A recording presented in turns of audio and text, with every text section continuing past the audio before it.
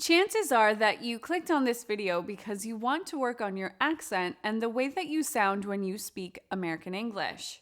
Maybe you've received some negative feedback or have been feeling stuck, insecure, or self-conscious about your speech. In this video, I'll be covering the top 3 factors that you should consider before working to elevate your speech. Let's get started.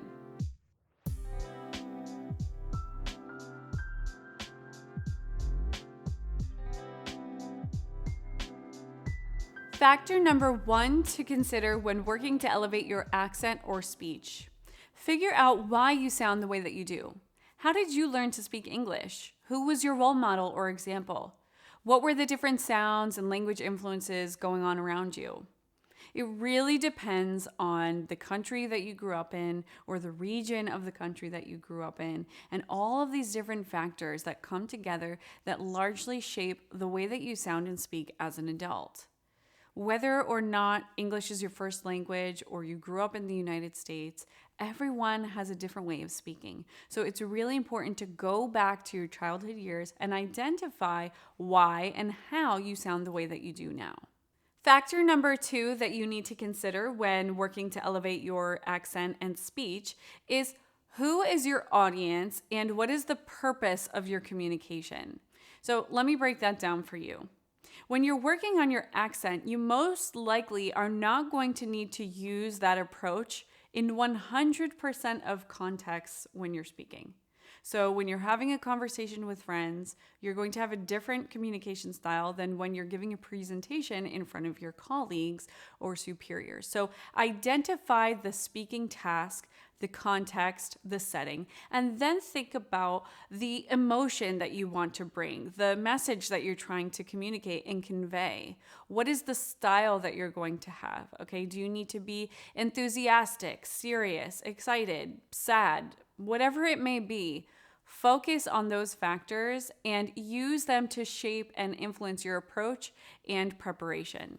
And the third and final factor that you need to consider when working to elevate your accent or speech is to build up the basics. What do I mean by that? Well, you need to create an inventory, not just of pronunciation and sounds like vowel sounds and consonants, but you also need to build up an inventory of vocabulary and expressions, transition words that you're going to use and incorporate in your speech to really take things to the next level.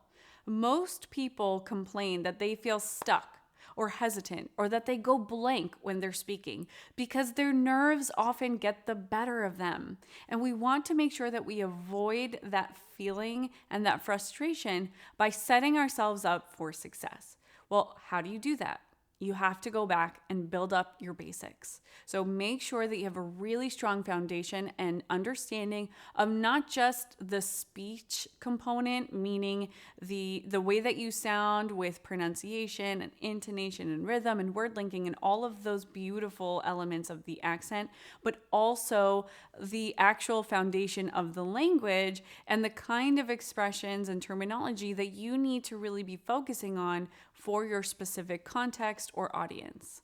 All right, so now that we've covered the top 3 factors that you need to consider when working to improve your accent or speech, you are really going to be able to set yourself up for success. Now remember, the accent training process can take years for some people because it all depends on where you're starting from and what your goal is. So make sure that you're going into this with realistic expectations and a long-term mindset. If you're looking for more support and guidance with accent training or improving public speaking skills, you can check out the links below to visit my website and learn about my one-on-one services, or you can download my free training session. Don't forget to like this video and subscribe for more.